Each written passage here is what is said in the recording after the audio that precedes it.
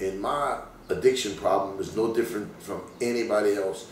It all started with one bag of weed. It all started with one drink. It all started with one pill. Every story is the same. What's behind the story is different. While I wasn't abused, I didn't have a bad childhood. I just enjoy getting fucking loaded. It really just takes a point when you're in that miserable, loaded state to realize, you know what, I'm really fucking miserable. I spend X amount of dollars every day to be paranoid, depressed, sick, unhealthy. This ain't what I want for myself. But what I did find out is that you don't sound good loaded. You don't look good loaded. You're actually losing more than what you're gaining. So for any musician that might see this or read this, if you think you play better when you're loaded, you're a fucking fool. And it's coming from somebody who thought that. That's where I'm at. It's about being productive.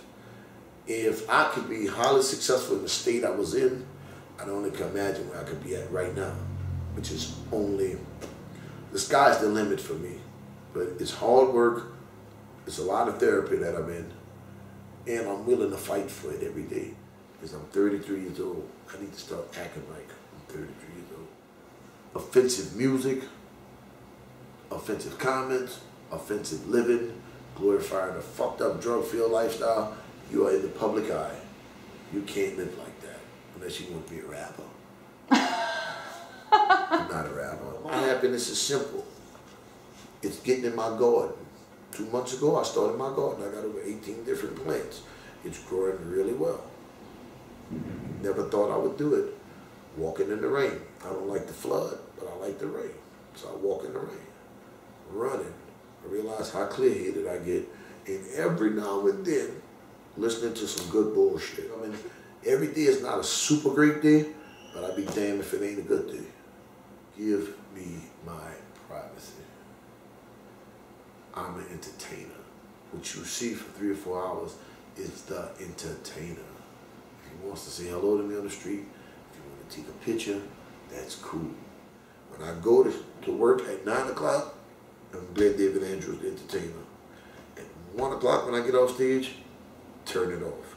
I'm Glen David Andrews, the person who got to get up in the morning, put his hand in manure, and put it in his plants. Hope they grow. That's reality. This other shit is bullshit. And I don't have time for that. Been there, done that. I'm in such a great place in my life, I wouldn't chance it. I was successful before all this. I'm going to be successful after all of this. Because I answer to nobody but God. And I made amends to whoever I ever hurt in their family. Those people forgave me. The point of an amends is to make it. Right. Honestly. Don't fucking sit around and wait for them to say, well, I forgive you. That's not the point of an amends. An amends is to honestly make it and move on. I think I'm most proud of that I could get up every day and make a conscious effort to stay sober. Today, that's my most proudest achievement because I knew that when I made that decision last year, I knew how serious I was about it. And I know how grateful I am every day. I spit in the face of Cyril Neville, embarrassed trombone shorty when these people's really behind you. These people really to stick up behind you when somebody say you are charged with attempt murder. You are charged with this. Okay, so that's what they said. What's the facts? I never was charged with attempt murder. I didn't plead out to attempt murder. I pled out to what I'd done in a drunken rage. And I went about my business. But I grew up in a home and saw several people around me beat before. It's not right. I never tried to make it right. Never would agree that it is right. What I will say is, unfortunately, you are guilty until proven guilty. But overall, if I had to say anything to the public about it, I would say don't glorify domestic violence because it's not cool. You always have to put your mama or your sister in that situation. And when you put your mama, your sister, your daughter in that situation, you wouldn't want nobody to do them that. There was only 2 clubs that stuck with me through all this. Everybody else bailed. Now they all back. Well, everybody know the d.b.a. and the 3 Muses because it wasn't about proving me guilty till guilty. It was about, you know what, we know him. It's time to rally behind him and support him. And I'm starting to find out that's what God has put in my life to do. My life is put here to help other people through my experiences, through my music, through my honest intentions. It really felt good to be able to be there, to be a son, and to see my nephews and all of them come around me, but look at me in a more of, I look up to him and want to be like him and Derek. To be able to hang out with my brother and not have that big brother, the little brother, man, I wish you get your life together conversation. More like, dude, can you come talk to my children and tell them what you know? That's like inspiring. And you don't see that, but you start feeling it. You're like, you know something? It ain't bad being a cool person. I was always cool, but I'm cool in a meaning. Yeah. And you got to remember, people are looking up to you. And Charles Barkley said it best, I'm not your role model. Actually, you are. I have people who literally pay every Monday just to walk in to insult me. And I thank them for that, because if you don't learn to humble yourself to ignorance, and you don't learn to pray for your enemies, then you're not going to receive your full blessing. And only you can lose your blessing. The bigger reality is you are spitting out accusations when I'm a living fact. So why entertain that? I've wasted time on that. Every now and then it does get to me. It gets to me enough to make me go on stage and sing a positive song and hopefully convert that person. Then judge me. Because while you judging me, I'm steady sitting at home writing a song about judging people. So my hope is that you would find happiness in your life. If you have a bad relationship, seek happiness. If you have an addiction, seek happiness. If you worry about what somebody else is doing, seek happiness. And when you find this in your life, other people's shit don't bother you because it don't matter. Because I can stand up and say, you know what, I did that, but I did this, and this is who I am. And I'm not ashamed of that because I learned from that. And that's what life is about. See, people make rehab taboo. Oh, he went to rehab. That's so sad. Should actually be throwing balloons in the air because this man is having a rebirth.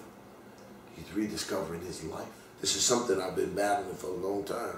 But when I realized that it was time for me to sit down and do this from a professional help angle, and that's what this place I went to, Right Turn, helped me discover, is that, you know what?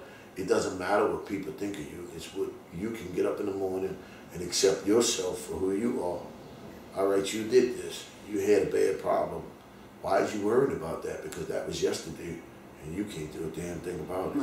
Right Turn is founded by musicians, all who were successful, highly successful. Peter Johnson, best friends with Bonnie Raitt, wrote several songs. You have an Oscar winner there. All these people who was on the charts in the 80s and 90s and made it to here in music, they all went back and studied addiction and realized the approach to addiction, especially for musicians, not that we better than nobody else, but there is such a thing as living sober in this environment. I find that I have a great sober support network, and there's more sober musicians in this small city than there are people that get loaded. Trying to figure out how to raise major funds to send other musicians from here to Right Turn in Boston. That's all I'm adamant about. The next 2 weeks is drug-filled. Behind the scenes of all the concerts and everything is drug-filled. Yeah, for me to see that every night is just a great thing for me to see, because it reminds me of how horrible I felt. So I went from glorifying this to looking at the reality of it. And the reality of it is you live a very selfish, harmful life. You hurt your family, you hurt yourself, and everybody don't have the opportunity to wake up and say, I've been able to begin to get through this. I think they have enough Whitney Houston, Amy Winehouse stories in this business. I don't need to be another one. Well, my thing is not to go out and show the world, look at me, I'm sober, it's redemption. It's not about that. I gotta wake up every day and prove it to myself. And well, that's actually one thing I liked about the songs that I heard from Redemption. Yeah. Is they're not songs about, look at me, I'm redeemed. It's songs about seeking redemption. Surrender is, it comes from a serenity prayer. You have to surrender what you can't change. Moving higher, is looking at yourself every day, because only you could look at yourself and know the reality. Bad by myself is the testament to rocky relationships. Your body calling my body. It's just a testament to how much I enjoy making love to somebody who I love, but just enjoy it and not being taboo or ashamed to, oh my God, he's talking about oral sex. This is the reality of what goes on in the bedroom. I don't want to talk recovery. You want to talk recovery? Go to any evening. I got you. You want to hear music? Come see my show. But really remember, I'm just a dude who like to read. I garden. I ride my bike. I love jewelry. That's it.